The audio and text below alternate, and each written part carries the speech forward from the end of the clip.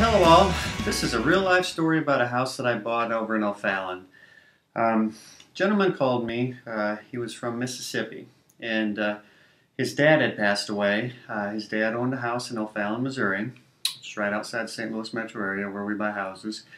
Um, the gentleman came up for his father's funeral. This is actually a situation where the son and his dad weren't all that close. He hadn't actually seen him for over 10 years, but he was the only heir of his dad's. So he came up to the funeral. He actually called me before he came up, and we met like the day after the funeral over at his dad's house. His dad was, I don't know how to say it other than he was a hoarder.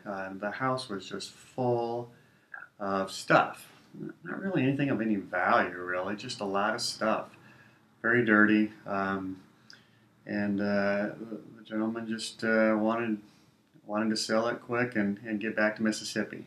So we met at the house, looked at it, we chatted for a little while.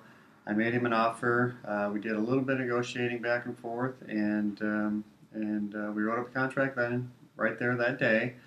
And he decided to stick around in town for a few days. I got everything over to the title company, and it was just a few days later we closed on it. The title company did a title search to make sure everything was, there were no liens on the property or anything, which is the way it came out. And we closed just a few days later.